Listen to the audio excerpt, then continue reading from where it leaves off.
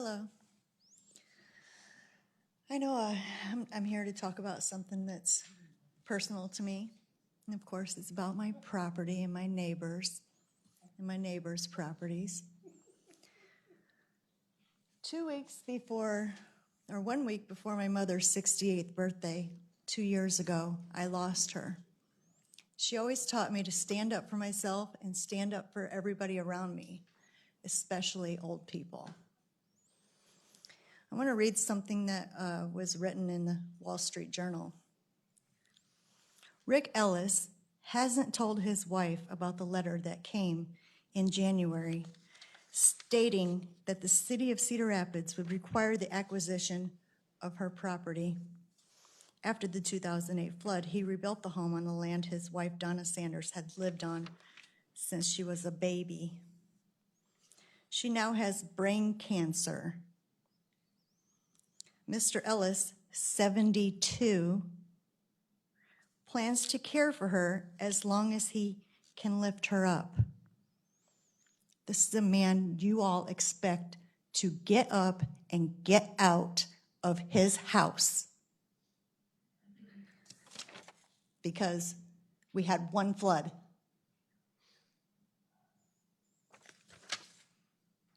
She has enough on her mind. He said as he sat on the couple's kitchen, powder blue with wood cabinets and lace curtains. In the article, Al Pearson said, "We can't develop over there until they're gone," as he sits and lives in a condo that was developed after the 2008 flood. Now he's going to have riverfront property because you guys managed to bully an 88-year-old woman out of her house, her beautiful riverfront property. Now he's going to have riverfront property and flood control. We're not calling it protection anymore. Now it's flood control. And I've seen what went on over by Kathy's house with the big ditch that you guys built where the skate park was. And if you're calling that flood control, we got an issue. That's not flood control.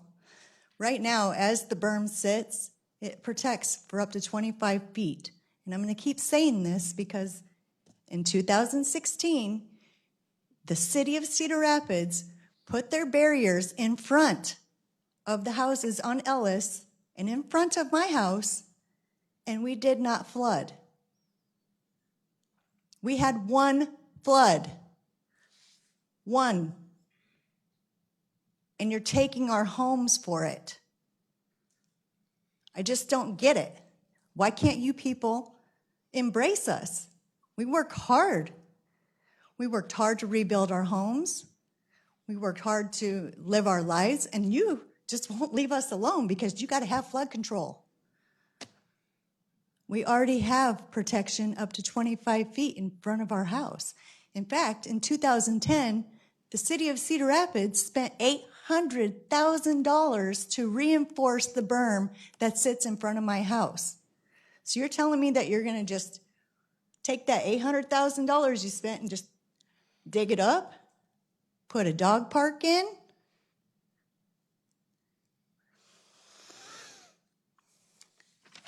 You're kicking a mother out of her house, and she's dying. Don't you all have mothers? I know you care about your mother. I care about my mother too, but she's gone. She died. And so I have to stand up for this lady because she's like a mother. She's a grandmother. She used to ride her bike around all the time in the neighborhood on the trails that you guys are so proud of. And now she has brain cancer and you want to throw her out of her house. I don't even know what's going on in everybody else's house, but I know what's going on in this house. She has brain cancer and you're throwing her out of her house over one flood that everybody was impacted by. Everybody. Heck, that water was coming up the sewers over on 42nd Street. Just think about it. If it was your mom, how would you feel? Thank you. Kathy Potts.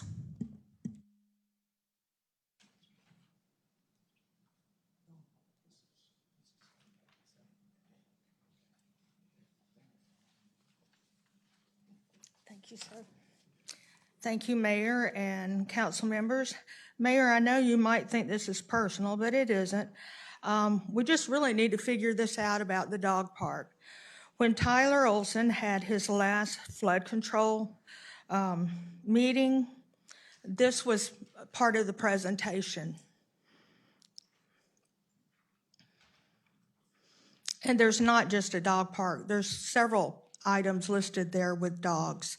I have nothing against dogs. I have nothing against dog parks. But I do have something against a park being placed where homes are right now. And I agree with Ajai on that, this is page 14 of the presentation that was given at that meeting, December the 13th. There's not been a meeting since then. So I don't know, it shows a dog park. So I don't know what to say about that. It's just confusing because last time Rita sat here and said there was no dog park. But, so which are we to believe? What we hear here or what we can find online? The second thing is when Shannon was here with the Wall Street Journal, she did talk about the hardest part of the interviews that she did was with Donna and Rick. I don't know if she didn't say if Donna was able to respond, but it was her personal opinion that it would kill them both with the stress that goes on with that they're that stressed. He is her caretaker. She wants to die in the same home she's lived in as a baby. And I really don't think you want that on your consciences. So, you may still be in full gear about going for that, but, I'd look at it and maybe kind of slow it down and give her time. Brain cancer is a pretty quick killer. The other thing, in the article, Mayor, you stated that some are paying the price for the safety of the entire city. I actually did some math on that. The part of the time check in Ellis Boulevard that include all the homes in the time check area that were taken, that were on the list of properties that were wanting to be acquired. The total of that is 16.37 acres. Ellis Boulevard, it's 2.19 acres. Well, if you look at that, it's 18.56 acres. The city of Cedar Rapids is 72.07 acres. So you're looking at 0.04% of the thing of the city, and you're saying that's what you need to for the safety of the entire city? Boy, that's a big property there.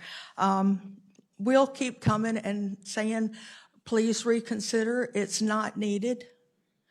The area has stood there for a long time. These are the old homes. It's not a new building. It's way past, anything I could remember. So anyway, if you'd please consider that. And Donna's husband asked us just to ask you many times as we could, please spare his wife having to move during this time that she is on her deathbed. Thank you so much.